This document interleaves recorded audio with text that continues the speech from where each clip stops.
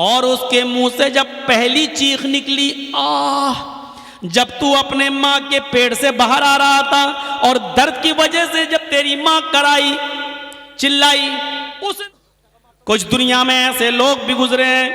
کہ جب مامون رشید کا عتاب آیا، خلیفہ جب مامون رشید کا عتاب آیا تو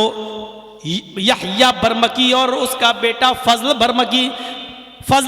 اور اس کا بیٹا یحییٰ برمکی، یہ دونوں کی دونوں مامون رشید کے عتاب میں آ گئے اور جیل میں ڈال دیے گئے۔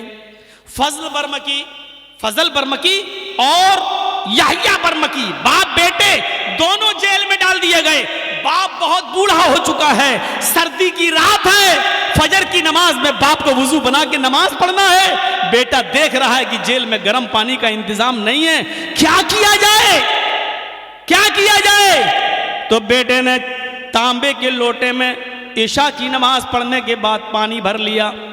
اور اپنے باپ کو سلا دیا کہ ابو آپ سو جائیے۔ اس جیل کے اندر یحییٰ برمکی سو رہے ہیں اور ان کا بیٹا فضل برمکی تانبے کے لوٹے میں پانی لے کر اپنے پیٹ میں لگا لیتا ہے۔ عشاء کی نماز کے بعد اپنے پیٹ پر وہ پانی کے لوٹا لگا لیتا ہے، تانبے کا لوٹا، اور فجر کی اذان تک لگاتا ہے کہ پیٹ کی گرمی سے اس ٹھنڈے پانی میں کچھ گرمی آ جائے، اس تانبے کے لوٹے میں کچھ حرارت آ جائے، اور صبح جب فجر کی نماز میں میرے باپ وضو بنائے تو میں تھوڑا گرم پانی اپنے باپ کو دے سکوں۔ اپنے باپ کے گرم پانی کے لیے رات بھر تانبے کے لوٹے کو اپنے پیٹ سے لگا لیتا تھا اور فجر کی نماز میں اپنے باپ کو قدرے گرم پانی دے دیا کرتا تھا۔ ایسے ایسے فرما بردار اولاد بھی نکلی ہے۔ ہم کن میں ہیں اپنے آپ کو ڈھونڈیں اور تلاش کریں اور گریبانوں کے بٹن کھول کے دیکھیں۔ ہم سوچ تو سکتے ہیں نا ہم کس میں ہیں، نافرمانی کرنے والوں میں یا اس میں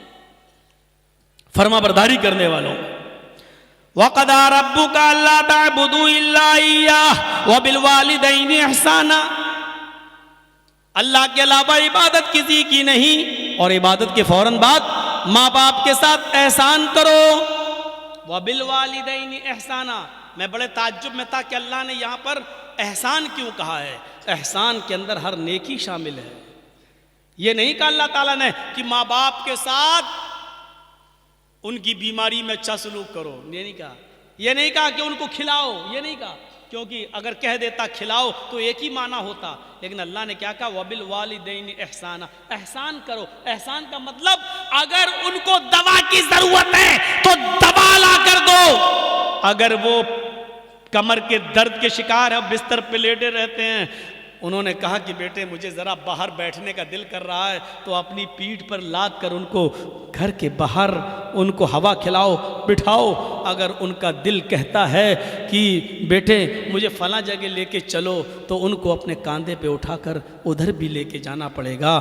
نیکی، احسان میں ہر نیکی شامل ہے، ہر نیکی، جس چیز کی بھی ضرورت ہے۔ حضرت عمر فاروق نے ایک صحابی کو، ایک شخص کو دیکھا کہ وہ خانہ کعبہ کا طواف کر رہا ہے اور اس نے اپنی ماں کو اپنے کاندھے پر اٹھا رکھا ہے۔ حضرت عمر فاروق نے اس کو دیکھ کر مسکرائے، فرمایا تم نے جنت کما لی، تم اپنی ماں کو طواف کرا رہے ہو اس حال میں کہ تمہاری ماں لنگڑی ہے اور آنکھوں سے اندھی ہے، تم نے اپنی ماں کو طواف کرایا، اپنی گود میں لاد کر اس کو خانہ کعبہ کا طواف کرا رہے ہو، تم نے جنت کما لی۔ اپنی ماں کو طواف کرانے والا صحابی کیا کہتا ہے؟ امیر المومنین، کیا میں نے اپنی ماں کا حق ادا کر دیا؟ میں اپنی ماں کا پیشاب پائخانہ دھوتا ہوں کیونکہ آنکھوں سے اندھی ہے، پیروں سے لنگڑی ہے، میں اپنے ماں کا پیشاب پائخانہ صاف کرتا ہوں، اس کے کپڑے بھی دھوتا ہوں۔ میری ماں نے تب عمرہ کرنے کی غرض سے مجھ سے گزارش کی ہے تو میں نے اس کا طواف کرایا اور اپنے کاندھے پر لاد کر اس کو طواف کرا رہا ہوں، کیا میں نے اپنی ماں کا حق ادا کر دیا؟ حضرت عمر مسکرا کر کہتے ہیں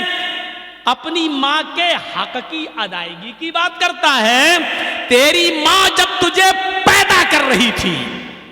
تجھے جن رہی تھی، تجھے اپنے پیٹ سے باہر نکال رہی تھی، اور اس کو جنتے وقت پیدا کرتے ہوئے جو تکلیف ایک عورت کو ہوتی ہے، جب اس کو وہ تکلیف ہو رہی تھی اور اس کے منہ سے جب پہلی چیخ نکلی آہ، جب تو اپنے ماں کے پیٹ سے باہر آ رہا تھا اور درد کی وجہ سے جب تیری ماں کرائی چلائی، اس نے کتنی چیخیں ماری یہ مجھے پتا نہیں، اس نے کتنی آوازیں دی ہے مجھے پتا نہیں، لیکن درد کی پہلی آواز جو اس کے منہ سے نکلی، آئے میرے دوست، ابھی تو نے اپنی ماں کی اس پہلی آواز کا بھی حق ادا نہیں کیا، اس کی پوری زندگی کا تو حق کیا ادا کرے گا؟ ابھی تو نے اپنی ماں کے پیدا کرتے وقت ہونے والی تکلیف کی پہلی درد کی آواز کا بھی حق ادا نہیں کیا۔ آدمی اپنی ماں کے لیے کتنا بھی کر لے لیکن اپنی ماں کا حق ادا نہیں کر سکتا ہے، نہیں، ممکن ہی نہیں ہے کہ وہ اپنی ماں کا حق ادا کر لے۔ میرے بھائیوں، یہ ہمارا ایک ساتھی ہے، راجدھانی چینل چلاتا ہے، آپ یوٹیوب پر راجدھانی چینل کے نام پر جب سرچ کریں گے تو آپ کو وہ مل جائے گا، آپ اس کو سبسکرائب کر دیجئے گا، بیل آئیکن دبا دیجئے تو آپ کو ہماری اور ہمارے علاوہ اور علماء کی تقریریں آپ کو نوٹیفیکیشن میں ملتی رہیں گی، آپ ان کو سن سکتے ہو۔ راجدھانی چینل ہے، اس کو سبسکرائب کریے اور بیل آئیکن دبا دیجئے۔